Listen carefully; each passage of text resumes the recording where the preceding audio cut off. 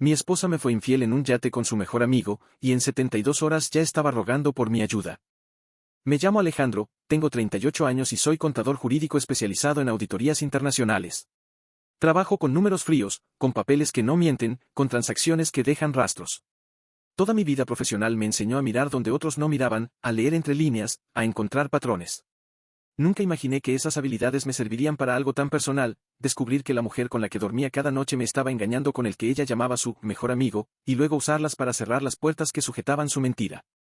Con Camila nos conocimos en la universidad. Ella estudiaba comunicación social y era el sol en cualquier salón, hablaba fácil, ligaba amores con chistes, convertía a desconocidos en amigos. Yo era tímido, más de números que de palabras.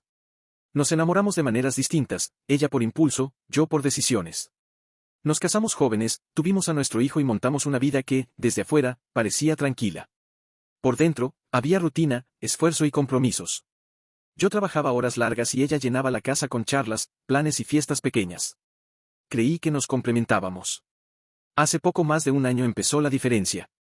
No fue un gran evento, fue una suma de cosas pequeñas, mensajes a horas raras, risas que escuchaba cuando ella miraba el teléfono, llamadas que cortaba rápido cuando yo entraba a la habitación. Daniel era su amigo de la adolescencia, un tipo con facilidad para caer bien, sonrisa ensayada y una libertad que a mí siempre me chocó. Nunca quise ponerme posesivo. Camila decía que eran amigos de toda la vida. Yo confiaba, hasta que algo en mi pecho me dijo que prestara atención. Las sospechas me tomaron despacio y sin estruendo.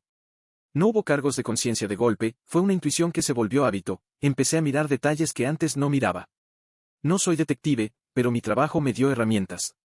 Empecé a revisar movimientos que no cuadraban, gastos que aparecían sin explicación, transacciones con empresas que tenían nombres raros, vuelos pagados que nadie me contaba. No hice nada imprudente, solo reuní indicios. Lo que me llamó la atención fue Daniel, su estilo de vida no encajaba con lo que decía ganar. Con la discreción que mi oficio exige, confirmé que tenía cuentas en paraísos fiscales y empresas pantalla. No era solo un tipo que vivía bien, había dinero en lugares que suelen usarse para ocultar cosas. Cuando Camila me dijo que se iba a un viaje en yate con unas amigas, mi estómago se cerró. Ella insistió en que Daniel no estaría, que eso sería incómodo para mí. Sonó forzado. La frase, Daniel no va, se quedó en el aire. Yo, por mi parte, no dije nada.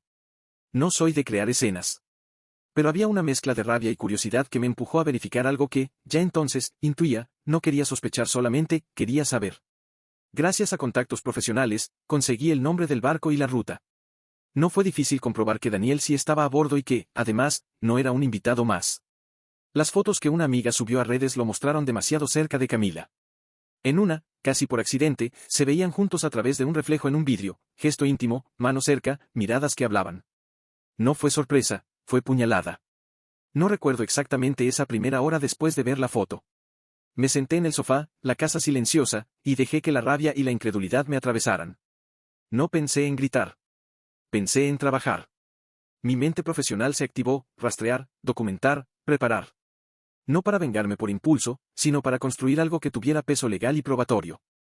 Si iba a actuar, lo haría con precisión. Mientras ellas navegaban, yo pasé noches sin dormir. Revisé transferencias, patrones de movimiento, nombres de empresas. No busqué destruir por destruir, busqué pruebas. Lo que encontré fue más que una aventura amorosa, descubrí flujos de dinero vinculados a redes que lavaban capital para gente con perfiles peligrosos. Daniel no solo disfrutaba de fiestas, era pieza en una maquinaria financiera. Eso cambió todo. El engaño dejó de ser solo infidelidad, que era poner a mi familia cerca de un fuego peligroso. En silencio, y usando herramientas legales a mi alcance por mi cargo y contactos, empecé a mover piezas. No hice nada ilegal. Envié alertas, detecté transacciones inusuales, reporté operaciones sospechosas a las entidades correspondientes y pedí bloqueos preventivos. No fue algo rápido, requirió paciencia, llamadas, justificantes, enviar informes con el lenguaje correcto para que las instituciones financieras tomaran acción. Fue como una operación de campo sin uniforme, frío, técnico, con la adrenalina contenida.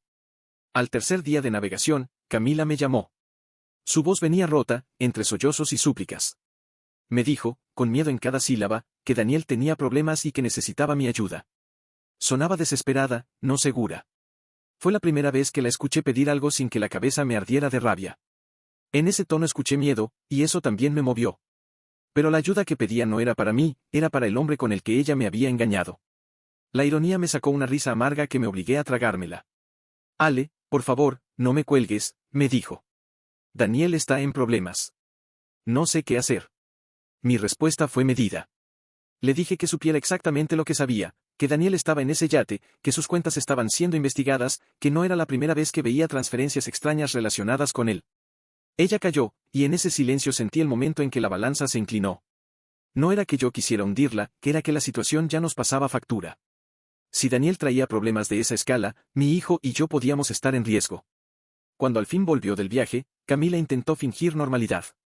Sonreía con un gesto forzado, como si las vacaciones la hubieran relajado. Pero sus ojos decían otra cosa, había miedo, culpa y un cansancio raro. Me pidió que habláramos. Yo no fui indulgente. Dime la verdad, le pedí. ¿Qué pasó en ese yate? Ella rompió a llorar y me contó una versión que sonaba a mezcla de confesión y autojustificación, que había empezado como compañía, que Daniel había sabido escuchar, que había habido días en que ella se sintió sola y que eso la llevó a cruzar la línea. Que lo sentía. Dijo, te amo, en un hilo fino que no consiguió tocarme. ¿Me amas? Pregunté, sin esperar la respuesta que quería oír. Porque si me amas, nos quedamos. Si no, te vas con él. No hubo respuesta inmediata. En su lugar, hubo otra jugada, al ver que yo no cedía, presentó una demanda de divorcio en la que alegó maltrato psicológico y control, tratando de pintar su infidelidad como una consecuencia de mi supuesta violencia emocional. Además, empezó a publicar en redes insinuaciones que buscaban dañar mi reputación, mensajes vagos, fotos editadas, historias que querían mostrarme como un hombre severo y distante. Su cinismo me golpeó. Había sido inteligente en construir una narrativa paralela, víctima pública, víctima privada. Pero yo no actué al impulso. En vez de eso, puse todas las pruebas que había reunido en manos de un agente federal con quien había trabajado antes. Les di documentos, transferencias, nombres de empresas fachada, todo lo necesario para que se armara una investigación seria. La respuesta fue rápida. La investigación escaló y las autoridades empezaron a mover fichas. Daniel intentó rodearse de gente, mover fondos a nuevos circuitos, esconder lo que pudo. Pero las alertas que yo había enviado y el dossier que entregué cerraron vías. En menos de una semana, operaciones que antes entraban y salían como fantasmas empezaron a bloquearse. Cuando el susto llegó a ellos, llegó con todo su peso. La presión no vino solo de organismos oficiales. Una mañana, saliendo de mi oficina, me abordaron 3 tipos en camioneta negra. No eran hombres de ley. Su mensaje fue claro y seco, usted congeló algo que no le pertenece. Retroceda o su familia pagará. No gritaban, no hacía falta. Me advirtieron con un acento áspero y ojos que no tenían compasión. En ese instante, la posibilidad de peligro real dejó de ser concepto y se volvió presencia en mi vida. Esa amenaza me cambió la forma de moverme. Dejé de ser solo el contador que planea todo con calma. Empecé a considerar la seguridad, cámaras, rutas, a quién confiar. No por heroísmo, por supervivencia. A la vez, supe que la inacción no era opción. Si cedía, ese mensaje se convertiría en regla. Me organicé con el agente Ramírez y su equipo para que la investigación siguiera su curso, y pedí protección discreta para mi hijo y para mí. Mientras Daniel caía en su propia red, Camila intentó una jugada desesperada, volvió a mí suplicando ayuda para salvar a Daniel, jurando que ella no sabía, que estaba asustada. Me pidió que intercediera, que usara mi red de contactos para frenar las órdenes que estaban congelando cuentas. Le dije que no. Le expliqué que lo que ella pedía era ayudar a quien había traicionado nuestro hogar y, además, había puesto en marcha una estructura que alimentaba violencia. No podía. La furia que sentía al escuchar sus súplicas era compleja. Por un lado, su miedo me conmovía un poco porque, aunque me hubiera engañado, había pasado años a mi lado y tenían un hijo en común. Por otro lado, no podía olvidar la imagen del yate, la cercanía de sus cuerpos, las risas en fotos que ella había permitido publicar. Esa mezcla me dejó frío. Mi decisión fue firme, protegería a mi hijo y a mí, y haría lo necesario para que la ley siguiera su curso. Cuando Daniel fue detenido, el país se enteró. Fue en un club privado donde se refugió a mostrar su falsa normalidad. La prensa explotó. Cuando el operativo y la noticia llegaron a las redes, la reputación que él y Camila habían querido mostrar se desmoronó en horas. Poco después, agentes con orden de allanamiento llegaron a nuestra casa y a la suya. El impacto público fue brutal, vecinos que antes saludaban con sonrisas ahora guardaban distancia. Amigos que decían no saber nada comenzaron a sacar mensajes viejos y a preguntarse si siempre lo sabían. Ver a Camila esposada fue de las cosas más duras que he vivido. No fue el simple hecho de verla detrás de barrotes, fue entender que la mujer con la que compartí cama, proyectos y un hijo, tomó decisiones que la llevarían a perder su libertad. Se me acercó cuando la llevaron en la patrulla y me gritó, todo es culpa tuya, Alejandro, tú me empujaste. Sus ojos estaban llenos de rabia mezclada con miedo. Yo la miré y solo me salió una palabra, no, no por crueldad, sino por la certeza de que no iba a permitir que su manipulación volviera a enredar a mi familia. En paralelo, las amenazas que recibí se intensificaron por un tiempo. Fueron días desconcertantes en los que no sabía si la próxima advertencia sería la última. Pero la reacción de las autoridades fue proporcional: protección, investigaciones abiertas, seguimiento.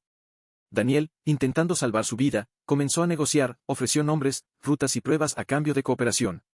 Su caída fue su decisión, parte complicidad, parte supervivencia. En el proceso, se desenmarañaron redes y se detuvieron a varias personas vinculadas a esos flujos. Cuando todo terminó, o quedó en una fase que yo podía llamar controlada, me encontré solo en una casa que de pronto parecía grande y vacía. El hijo que compartíamos estaba a salvo conmigo, esa fue mi prioridad y mi consuelo. Con el tiempo llegaría la justicia en tribunales, procesos, declaraciones, llamadas desde oficinas que querían detalles. Yo di lo que tenía, con la calma y la frialdad que exige mi trabajo, pero también con la gravísima conciencia de que mi vida había cambiado para siempre. En los meses siguientes, hubo conversaciones difíciles con amigos y familia. Muchos me apoyaron y otros me juzgaron. Algunos decían que la situación demostraba astucia y valentía, otros murmuraban que había sido ciego. Lo que aprendí en esas charlas fue simple: la verdad no siempre es bonita, y la justicia no es un antídoto para el daño emocional. Me liberé de una mentira, sí, pero el precio fue la destrucción de algo que tuvo momentos buenos y que también albergó mi corazón por años. Hoy no busco venganza. No me regodeo en la caída de Camila ni en el arresto de Daniel. Lo que hago es reconstruir. Hago mi trabajo con la misma pulcritud de antes, dedico tiempo a mi hijo, salgo a caminar y me permito sentir lo que viene: enojo, tristeza, a ratos alivio. La casa tuvo que venderse para cubrir gastos legales, hubo pérdidas materiales. Pero hay algo que no pueden tocar: mi decisión de no dejar que aquello me defina. Sigo en contacto con el agente Ramírez, que me tendió una mano cuando la necesidad fue real. A veces me sorprendo pensando en cómo una vida profesional que parecía fría terminó siendo el escudo que protegió a mi familia. Hay ironías que duelen: mis noches de estudio, mis decisiones solitarias, me prepararon para un choque que no pensé vivir. Camila espera juicio y hay días en que me encuentro imaginando qué hubiera pasado si hubiésemos hablado antes, si hubiéramos roto las rutinas que nos alejaron. Pero imaginar es un ejercicio inútil ahora. Prefiero mirar lo que queda: un hijo sano, una reputación que limpiar poco a poco y la certeza de que hice lo que creía correcto para proteger a los míos. Si hay algo que quiero decir a quien lea esto es sencillo: las traiciones aparecen de formas que no siempre coinciden con lo que uno imagina. A veces están envueltas en risas en un yate, en fotos bonitas, en mentiras silenciosas que van calando. Otras veces, la traición viene ligada a cosas peligrosas y entonces hay que actuar con cabeza, no con furia. No busco que me compadezcan. Solo quería contar lo que pasó, cómo descubrí la infidelidad y cómo esa infidelidad me llevó a descubrir algo mayor: una red que, por suerte, no llegó a tocar a mi hijo gracias a que actué a tiempo. Mi vida no es la misma, pero sigo aquí. Me duele la pérdida de lo que fue, pero tengo la tranquilidad de haber respondido con la ley de mi lado y con el corazón puesto en quien más importa: mi hijo. Si al final esto tiene una enseñanza, es que la lógica y la calma, a veces, salvan más que la rabia.